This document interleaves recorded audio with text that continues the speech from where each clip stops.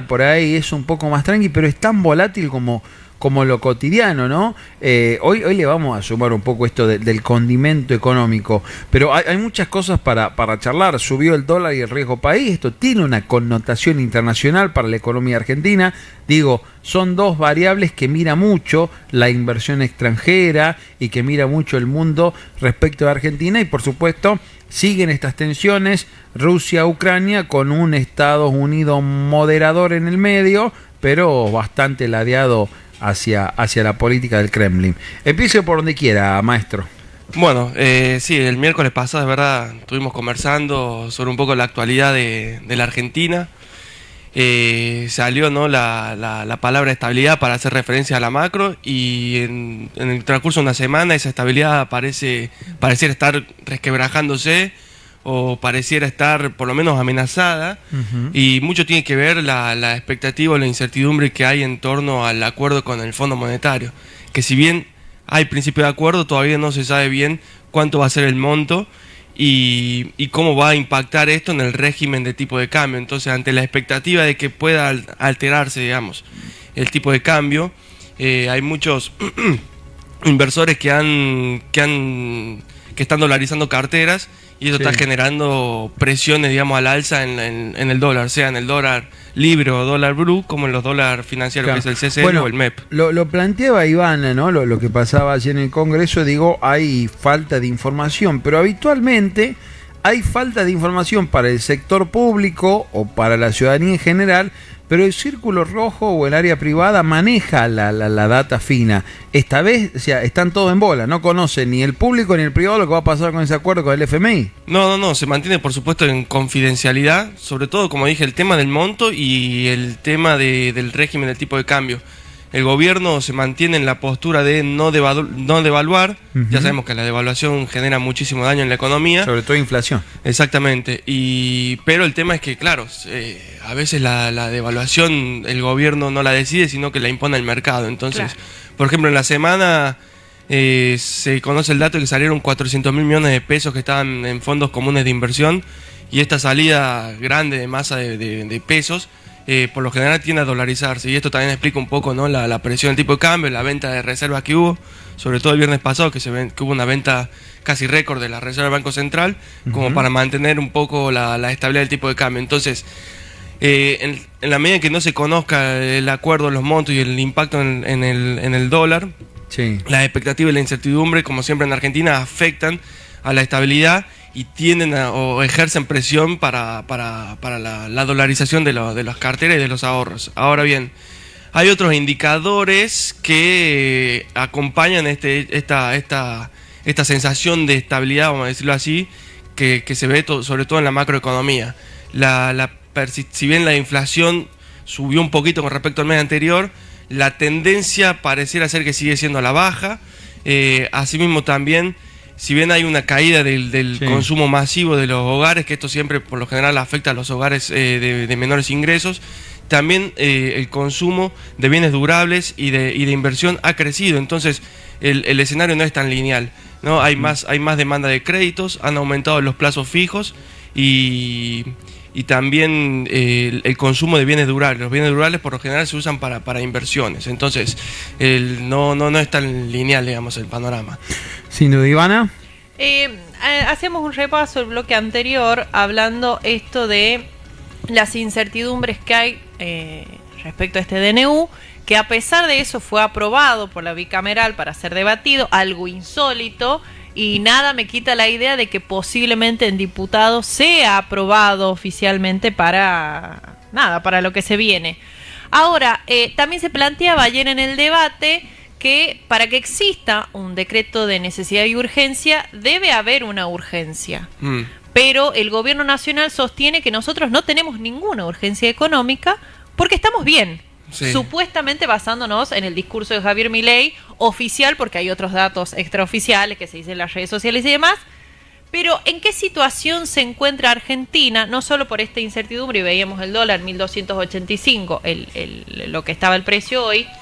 ¿En qué situación se encuentra la Argentina, donde hay una complicidad, efectivamente, por parte del oficialismo para que esto se apruebe, dudas respecto a montos, condiciones que pone el fondo y de cómo nos encontramos nosotros. Si esto se aprueba, el peor panorama de que salga mal respecto a las condiciones y a los montos, ¿cuál sería? Devaluación, que todo se vaya abajo, desempleo. ¿Cómo nos podemos encontrar? Porque para mí se va a terminar aprobando.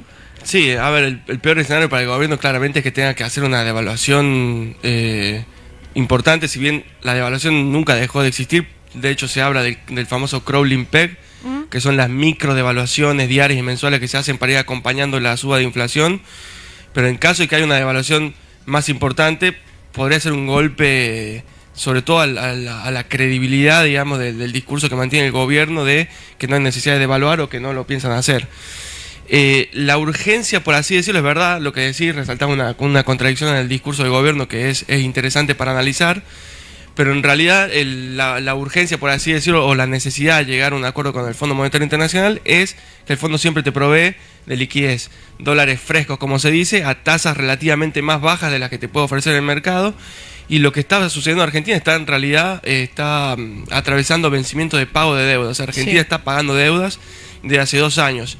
Bueno, en realidad nunca deja de pagar deudas, pero estamos atravesando, digamos, época de altos vencimientos, sobre todo con lo que fue el otro acuerdo con el FMI, el acuerdo que llegó Mauricio Macri al gobierno, después el que tuvo que renegociar Martín Guzmán en el año 2020. Estamos en la fase de pago de vencimientos de esa renegociación, por lo tanto se necesitan dólares. El mercado internacional ofrece dólares a una tasa más alta, aunque el riesgo país está bajando a pesar de algunas subas, pero el fondo te provee eso, ¿no? Dólares frescos para hacer frente a estos vencimientos. Y como habíamos dicho también el miércoles pasado, el objetivo central del gobierno en esto es el saneamiento del Banco Central.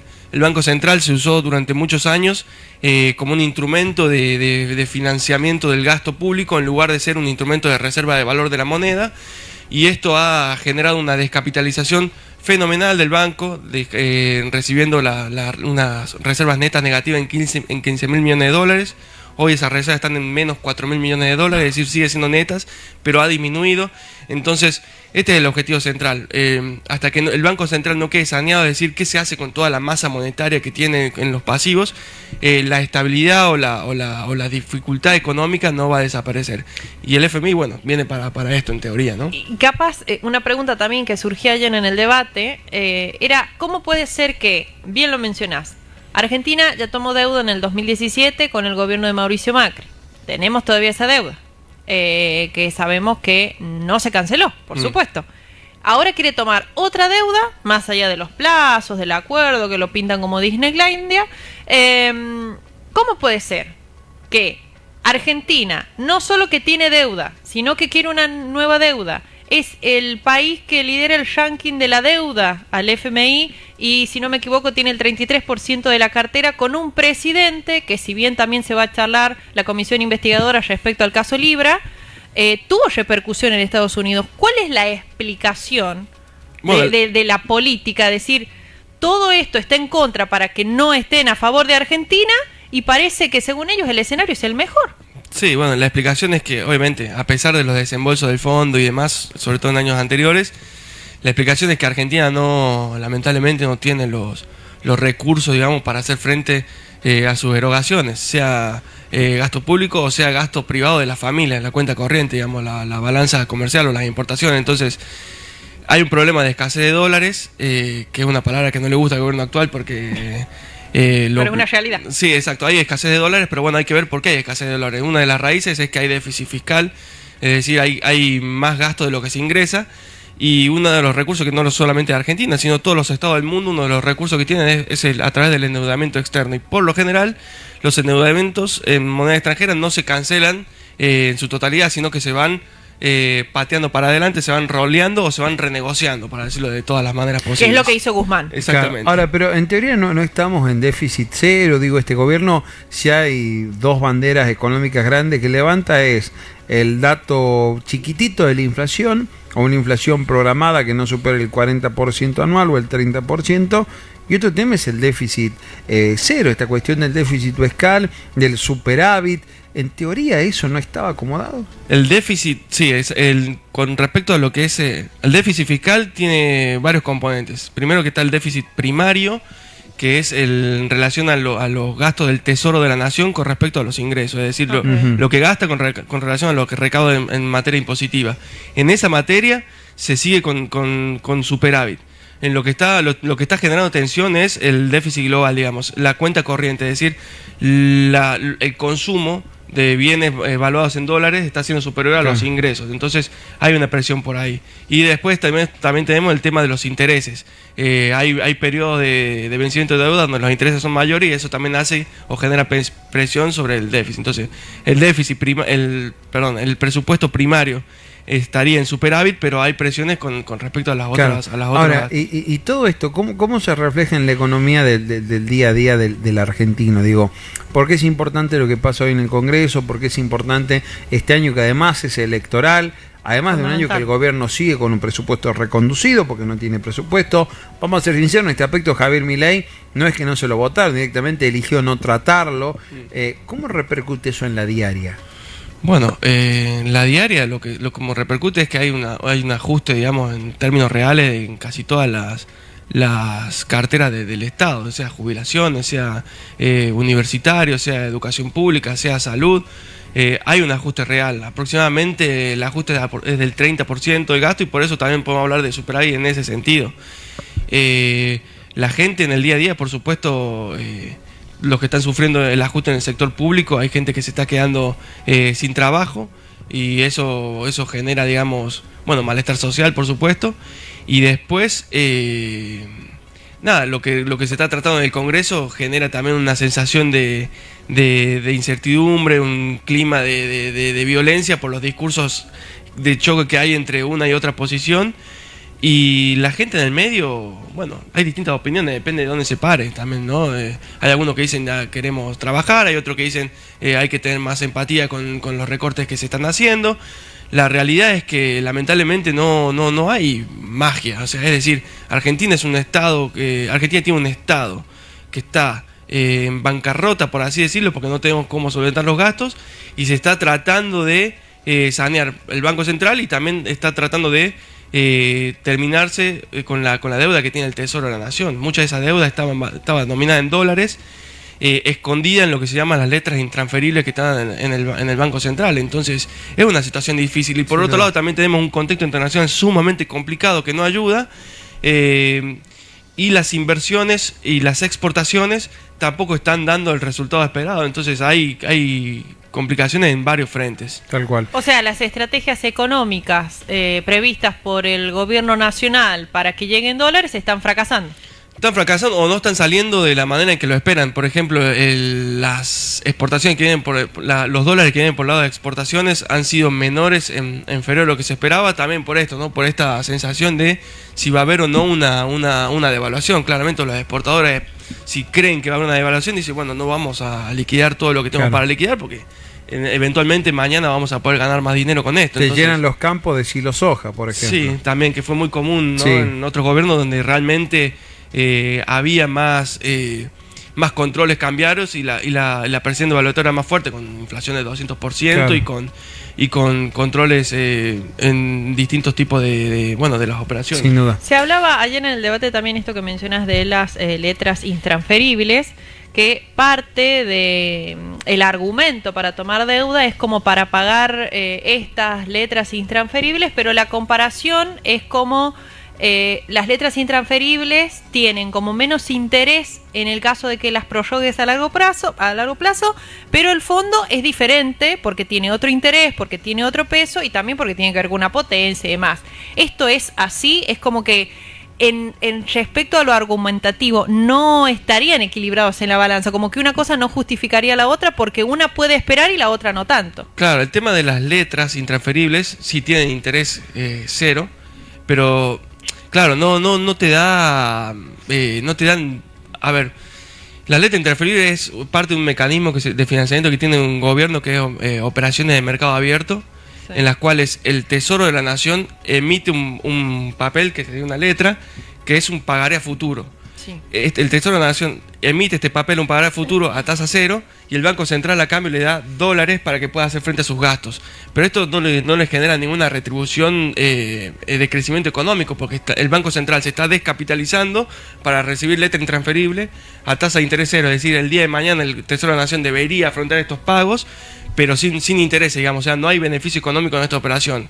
El Fondo Monetario lo que tiene, obviamente, no te va a prestar a cero porque tienen que tener algún tipo de ganancia, Claro. pero te presta una tasa más baja para que vos puedas hacer frente a estos vencimientos, y lo que se quiere es limpiar, digamos, el balance del Banco Central de estas letras intransferibles, que, como bien dice la palabra, son intransferibles, es decir, no se puede usar para ningún otro tipo de operación, Es eso. y no generan nada en la economía. Sin Entonces, el objetivo es tratar de limpiar un poco el balance de esto, y obviamente que son dos caras, ¿no? El Banco Central elimina la letra intransferible, pero el Tesoro de la Nación empieza a pagar deuda, entonces los dólares van a faltar de una u otra manera. Tal cual. Maxi, aprovechando los últimos minutos y agradeciéndote, hiciera un comentario final respecto a la situación de Estados Unidos y esta intermediación con algunos ribetes hacia favor del Kremlin ruso, por lo que tiene que ver con la guerra Rusia-Ucrania. ¿Cuáles son las últimas novedades y cómo estás viendo esta posible tregua de 30 días que estarían hablando?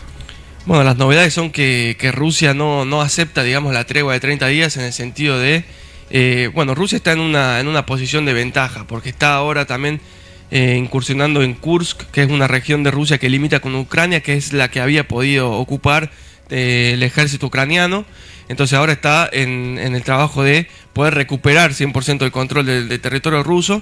Entonces en esta situación Rusia, viéndose también fortalecido, no va a decir ok, acepto el cese al fuego, porque lo entiende también como una posibilidad de que Ucrania pueda rearmarse o ganar fuerzas para seguir atacando. Asimismo, Rusia acepta dejar de bombardear, dejar de realizar estos bombardeos estratégicos en infraestructura civil, es decir, aquellas fuentes que proveen de energía a Ucrania, por ejemplo. Entonces, eso sí lo acepta. Ahora, un cese al fuego no lo va a aceptar, a menos, las condiciones rusas son muy claras, que Zelensky o Ucrania ceda la soberanía de los territorios ocupados por Rusia, sobre todo en la región del Donbass, y también la OTAN le vete de manera permanente el acceso a Ucrania a este organismo, y a su vez si hay una creación multilateral para monitorizar el acuerdo de paz. Hasta que estas condiciones estén dadas, Rusia no va a aceptar. Estados Unidos está dispuesto, sobre todo bajo el gobierno de Trump, no está dispuesto a cederle a Rusia los territorios ucranianos, pero bueno, es algo que del territorio de Ucrania no lo pueden permitir. El tema hay que ver que es porque si Estados Unidos está disponiendo sobre, hablando mal y pronto, el cuerpo de Ucrania, los territorios de Ucrania, sin consensuar con Zelensky o con los propios ucranianos, con el solo hecho de, si no aceptás, te quito la ayuda militar, y Rusia tarde o temprano lo va a terminar logrando. Sí, a ver, Estados Unidos lo que dice es, nosotros te hemos dado casi 300 mil millones de dólares, por lo tanto podemos hablar en nombre de este dinero que te hemos aportado nosotros, y el objetivo principal de Trump es terminar la guerra, y si hay que hacerlo de esta manera, está dispuesto a hacerlo, obviamente van a recibir sus beneficios. El problema es, por ejemplo, hoy, antes de venir acá, estaba viendo, Rusia estuvo bombardeando también Ucrania en la madrugada. Entonces, a ver, los ataques no van a terminar. Pero también hay otro tema interesante o preocupante. Rusia también ha hecho un secuestro relativamente masivo de niños ucranianos. Vaya uno a saber con qué fin. Pero esto es una realidad. Entonces también es una preocupación. Y esto es algo que a Trump le interesa principalmente. Entonces... las negociaciones de paz no son fáciles. Hubo un principio de acuerdo en Jeddah, en Arabia Saudita, en donde Ucrania aceptó a regañadientes un cese al fuego de 30 días, pero claro, era un acuerdo de fuego que le convenía a Ucrania y no a Rusia. Claro. Entonces, Rusia, claro, como todo ganador, ¿no? No va a decir, ¿qué pasó acá? Exacto, no va a decir, ok, voy a aceptar este acuerdo de fuego cuando está ganando claramente. Claro. A menos que le den lo que pide. Que también es difícil.